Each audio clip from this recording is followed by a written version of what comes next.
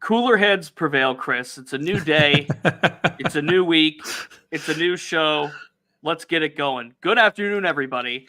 This is the Southside Beat, of course, on DK Pittsburgh Sports every Monday through Friday from 3 until 3:30 Eastern. My name is Corey Crisan. Joining me, as always, virtually from Texas, is Chris Halicke. Today is Wednesday, September 20th, 2023, 3 My dad's p.m. Eastern. birthday. Today's my dad's birthday. Happy birthday, Chris's dad. Hope he enjoys it. Hope he has a nice glass of bourbon or what he prefers. And as for us, Chris, we are going to talk about the Pittsburgh Steelers, the football team, of course, on the south side of town. Yesterday was hot. And the fans are already the listeners are already weighing in, and there's a lot of them already. We're getting fire candidates. Like, listen, Corey and I were just talking about this before we went live. We're gonna try to do everything we can to not get on the Canada train again today. Not that we're not willing to talk about it. We're willing to talk about whatever you guys want to talk about. But Matt Canada is going to speak tomorrow. We'll probably, most definitely, have a reaction to that. Sure. So, we'll obviously probably touch on a little bit what Kenny said, but definitely today we wanted to at least kick off by starting on another elephant in the room when it comes to the Steelers, and that is something that they corrected last year. In 2021, this team was dead last in run defense. Last year, they got a lot better against the run. Didn't necessarily start out the season too great, but wasn't ever really terrible outside of maybe a game or two. But finished 9th in the NFL against the run last year. And so far this year, the Steelers are dead last against the run, averaging 193 yards per game on the ground. That's not pretty at all. No. And I think there's a number of different ways that you can talk about this. This is somehow not Matt Canada's fault. So I think there's other ways we can try to figure out what the heck's going on and what the Steelers can do to correct it. That's the theme of the show today. It's going to be about defense. Of course, Kenny Pickett spoke today before practice on the south side, which actually just began a few minutes ago. Today's practice schedule is a little bit odd. It's a 3 to 5 p.m. practice, but no open locker room after. So even if, George Pickens made another circus acrobatic, one-handed fadeaway, diving, fall away, whatever catch, like, it didn't happen today. So with that being said, I will be observing, the notes, if you will, around today. And today was Kenny Pickett Day on the south side. So we will get to him. But we did want to start the show with defense because we figured, of course, like Chris said, a lot of tomorrow's show will be focused on what the offensive coordinator has to say. And it does start with stopping the run. Now, the thing about the Raiders is, even though they have the reigning NFL rushing champion from last year in Josh Jacobs, they have not done well with running the football this year. They are just ahead of the Steelers, third to last in the NFL in rush offense with 116 yards through 2 games. Now, I'm no math major, but that is not a lot through 2 games. No, 58 yards a game is not going to work. And Josh Jacobs had 9 carries for -2 yards against the Bills.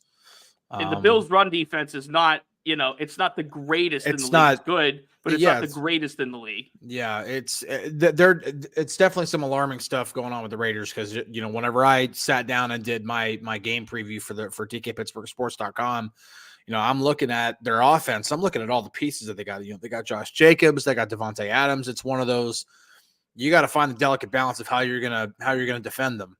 Because if you commit too much to stopping the run, Devontae Adams is going to make you look silly, and he's going to tear you up all game long over the top. And if you commit too much to stopping Devontae Adams or Hunter Renfrow or Austin Hooper or any of their other targets, then you're susceptible to Josh Jacobs running all over you. So it is a delicate balance, and then you begin to look at the numbers. You're like, holy crap, what is going on in Vegas? Like it's not only like, oh, they're struggling. No, they are not able to run the ball at all.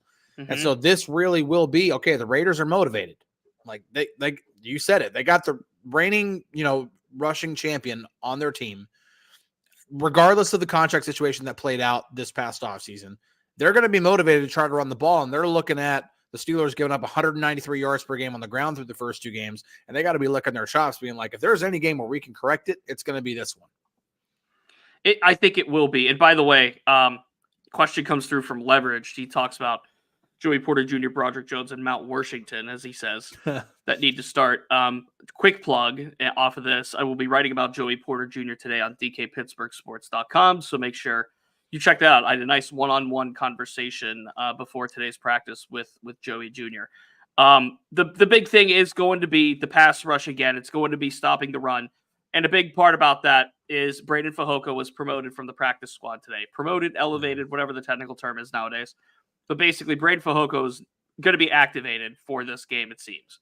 Yeah. And our argument for not only keeping him on the 53-man roster out of Latrobe, this goes back to training camp, was for games like this and against the 49ers and against the Browns, where you have a Braden Fehoko that is able to exclusively stop the run and be a true nose tackle. Now, obviously, the injury to Cam Heyward, and today on his Not Just Football podcast, Heyward said, look, I got injured early in the 49ers game, tried to go out, nothing was given, tore some stuff in the groin, had to get the surgery. He's already back in rehab. He's attacking that.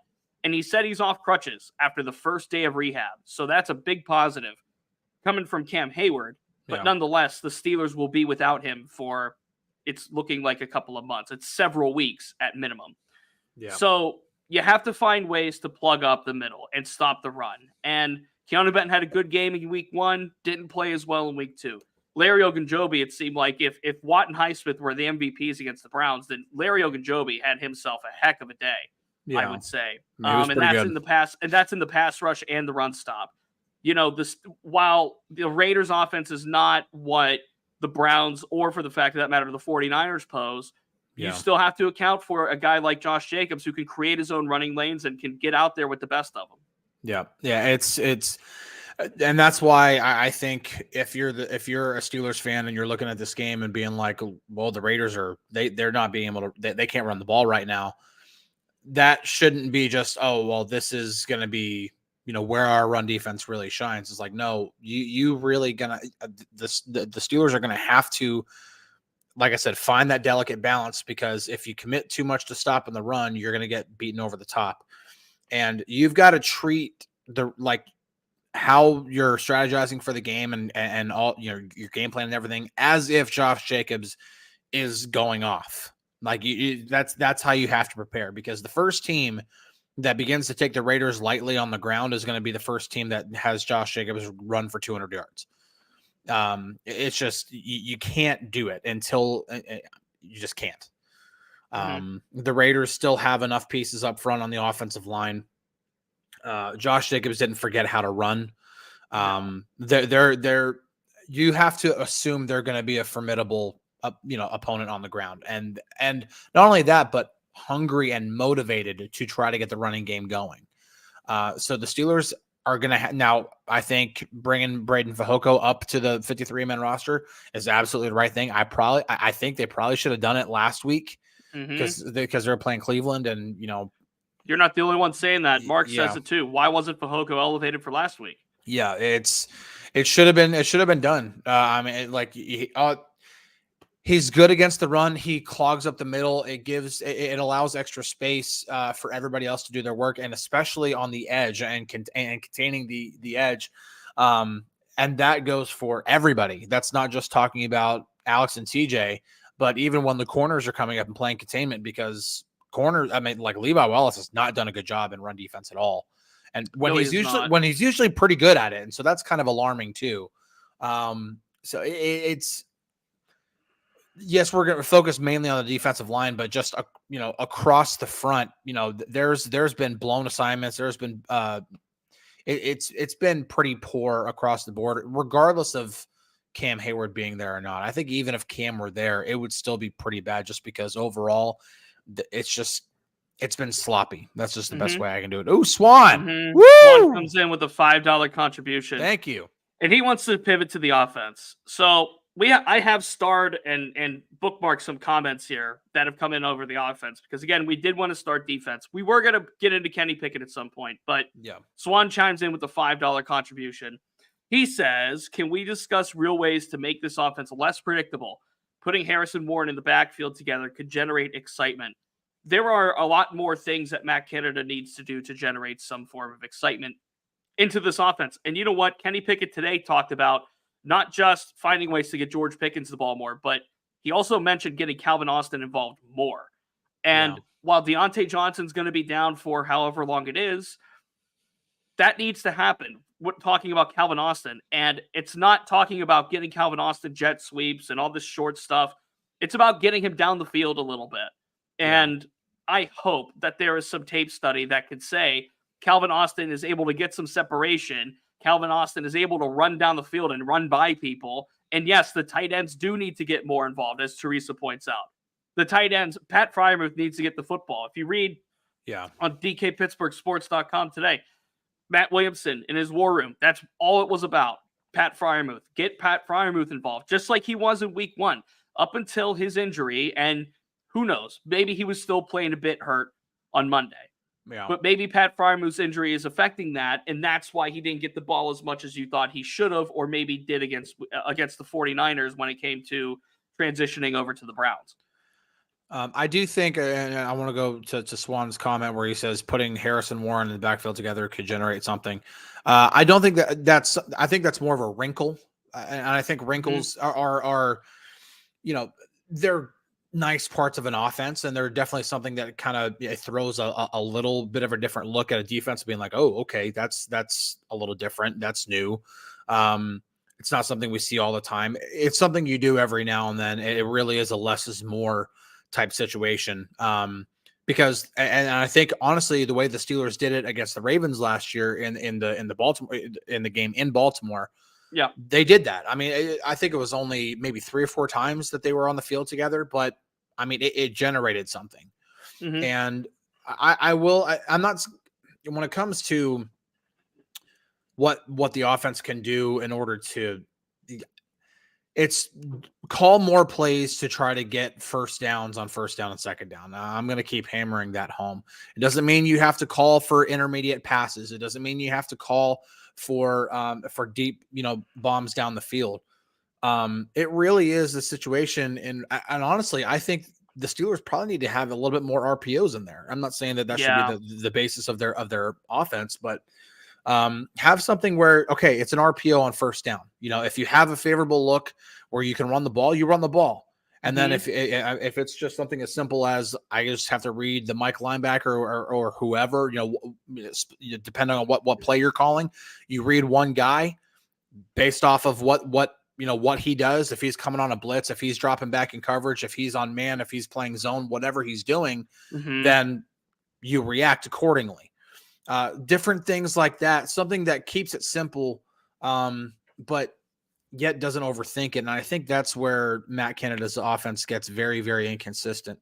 Every now and then he will call it a really nice play. I think even the very first play coming out of halftime against Cleveland, it looked like a play that Kenny likes. Get him on the move, get him out of the pocket. That's usually when Kenny's at his best. Now, Kenny just didn't execute. The Browns did a good job. They took a lot of those targets away, and then Kenny forced a pass and nearly got it picked. Call different things like that. You're not going to bat 1,000 on them, but just call different things like that. Don't just line up 12 personnel. Let's run the ball right at the middle every time on 1st and 10.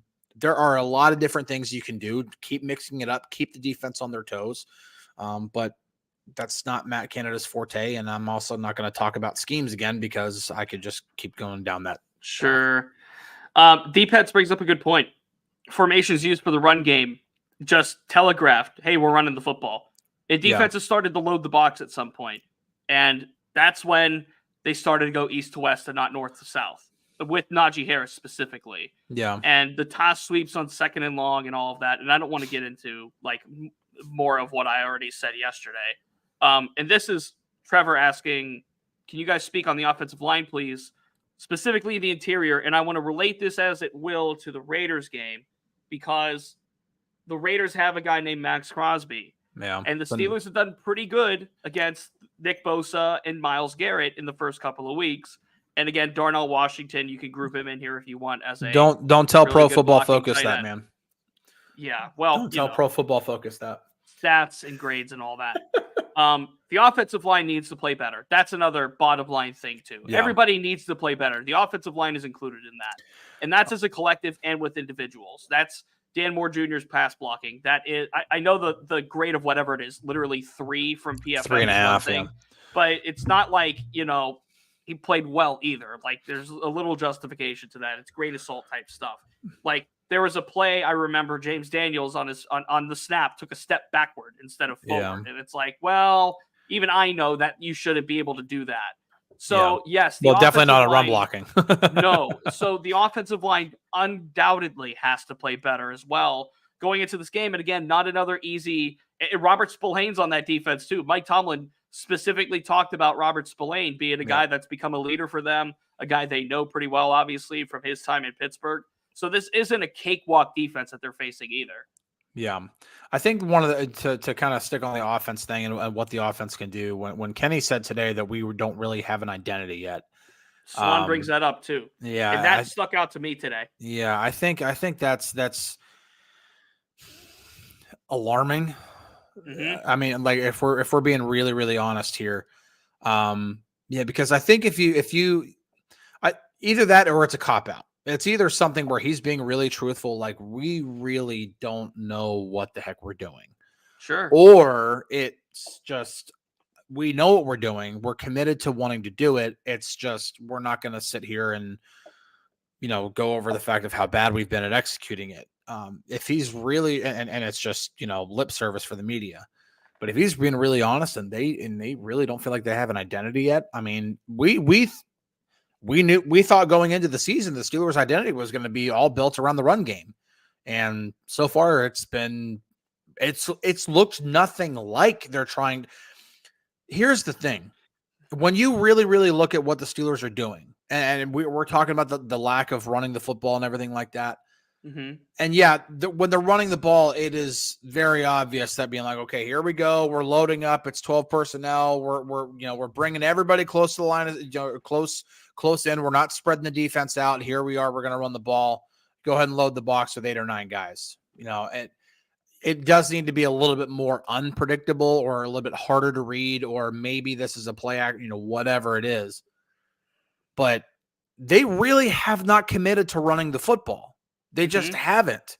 It's looked like both times when the offense has taken the field that they're trying to get the passing game going. They're trying to get a rhythm going on like in the passing game. And I understand that you want to get Kenny feeling good, because if Kenny's feeling good early on, it can open things up. But if that fails, which it has the last 2 weeks, now you're telling the offense, oh, well, we're not getting it done through the air. Now by the way, now we're going to start running the football again, because when all else fails, go run the ball. And then Cleveland's going to be like, all right, put everybody in the box. It's backwards. Yeah. They shy away from running the football too early. They take the foot off the gas a little too early. They try to open up the passing game with whatever unimaginative, non-creative thing Matt Canada tries to draw up. And somebody mentioned, I don't have the comment in front of me. Somebody mentioned Kenny Pickett's comfortability, and Damon, appreciate you being a member for 2 months. Yes, thank you, Damon. Thank you so much.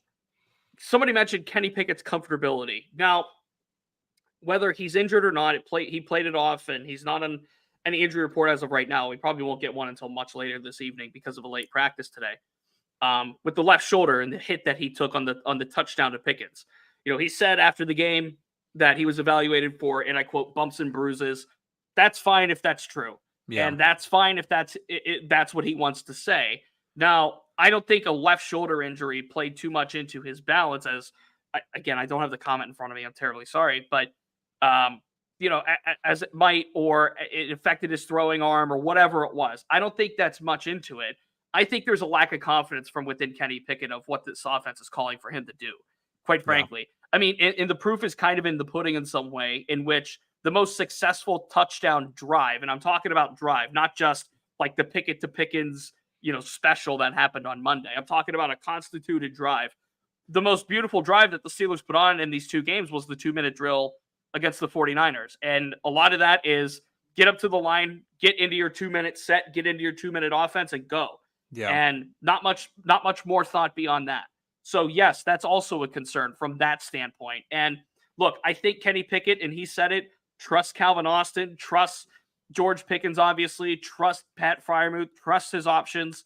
And I know a lot are coming in about Gunnar Olszewski as well. I've seen the comments about Gunnar. Kenny likes Gunnar Olszewski quite a bit.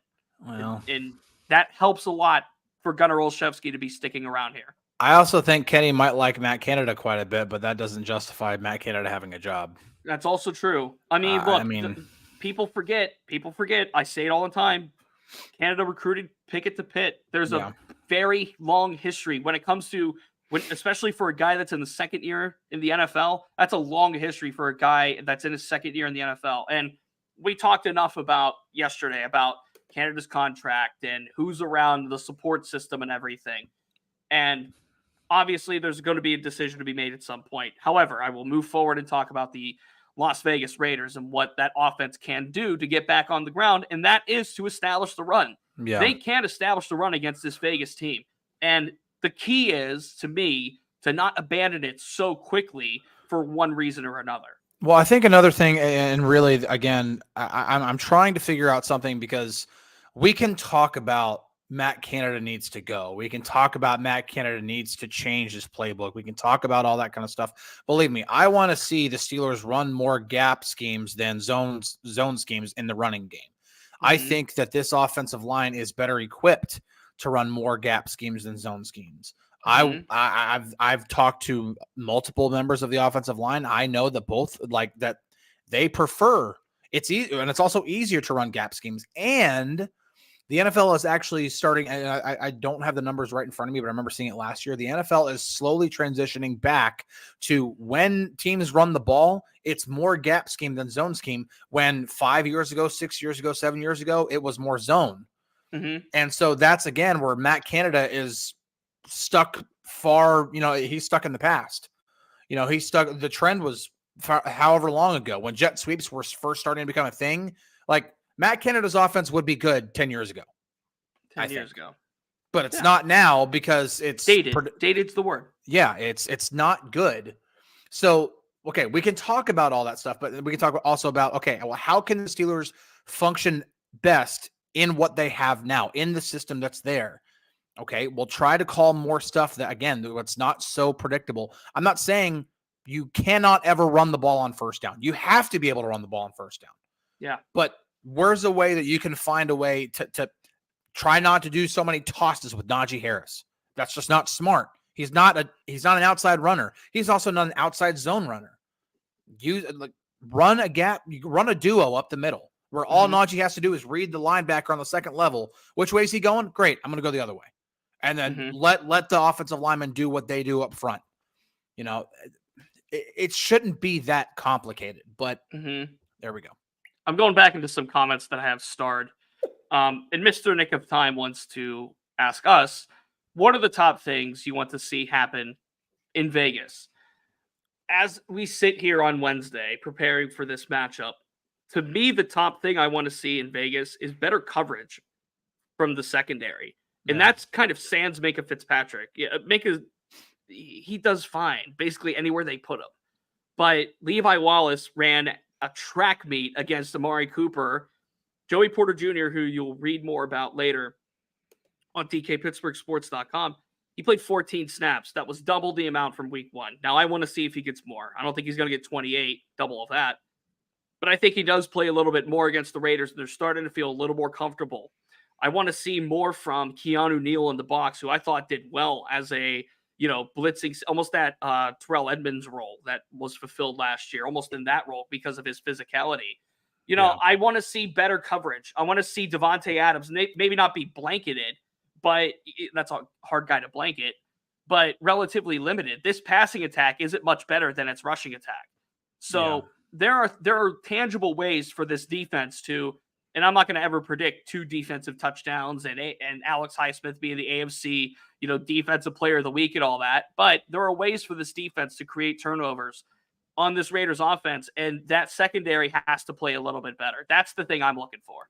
Well, there's a lot that I can say in terms of what I want to see. I want to see passing schemes that have receivers attack short, intermediate, and long throws, like long routes to try to stretch out the defense vertically. I want to see, like I said, I want to see more gap schemes and zone schemes in the running game. I would just completely toss out the playbook and write a new one, but that's not going to happen. So again, within what they have, I want to see a true commitment to try to run the football. That does ultimately come down to, because this is not all Matt Canada's fault when it comes to not running the ball. I do think that they're favoring trying to establish the pass and get Kenny into a rhythm early. I understand the intention of trying to do that, give him some confidence, get him going. But the running game is being sacrificed because of it. And you can't do that. You can't sacrifice what your identity should be. And that is a run first team. That's what we talked about all offseason, that this offense was going to be built on running the football. They were running the ball predominantly on first down and second down in the second half of the season last year, but they were doing it successfully. Now the offensive line was playing a lot better. The offensive line's not playing good right now. But again, it's kind of the same thing as last year. There's 2 new members of this offensive line right now. And this is another reason why I think gap scheme is better than zone scheme. It takes longer for an offensive line to get into a rhythm together when you're predominantly a zone running team, because it's not, hey, this one guy's my assignment, or I'm going to go chip this guy, then get to the second level linebacker. And that's it. It's where it's that simple with a gap scheme. Zone scheme is all about being in unison together, making sure that every single area is covered so that the running back can make the right proper read and get through. And the problem is that when offensive linemen get blown up or get moved, it all blows up.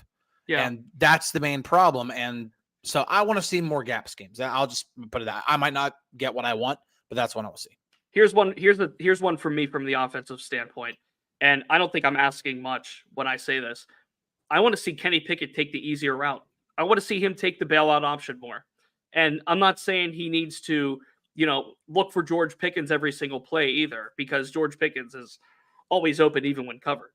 But what I'm talking about is, and a lot of people in the comments are chiming in on this, just like D-Pets here, dump to the tight ends for easy 5 yards.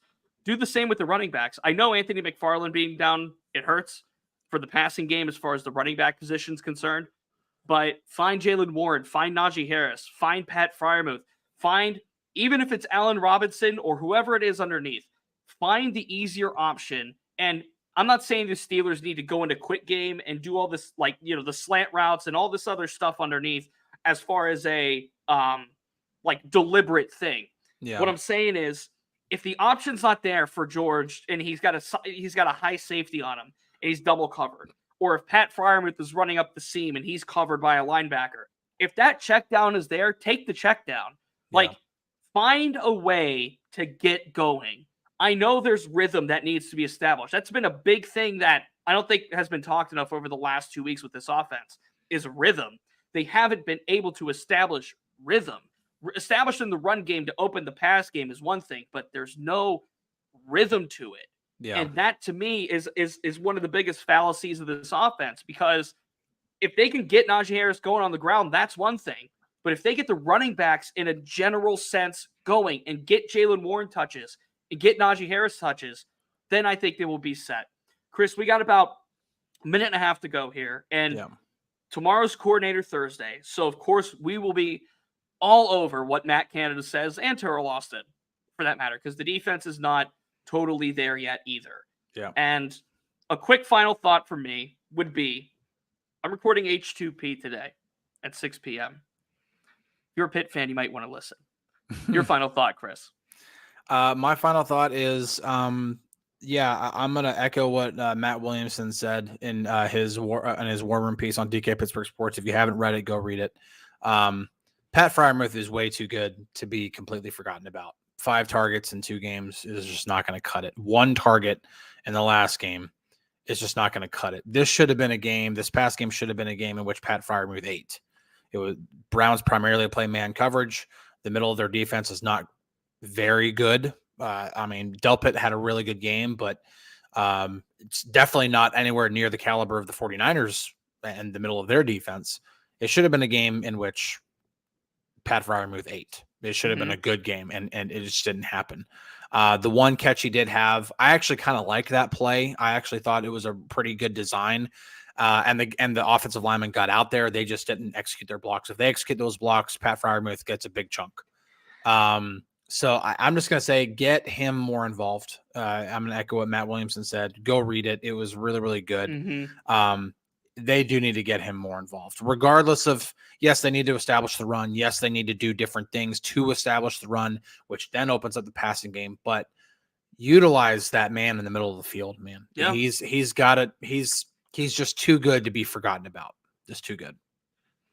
All right. That does it for a Wednesday here on the Southside Beat. Coordinator Thursday tomorrow. We will react and talk about Matt Canada once again. But for now, DK and Ramon, the Ramon Foster Show in about 30 minutes here on DK Pittsburgh Sports. He is Chris Halicke. I am Corey Crisan. This has been the Southside Beat. We'll talk to you tomorrow. Cheers, everyone.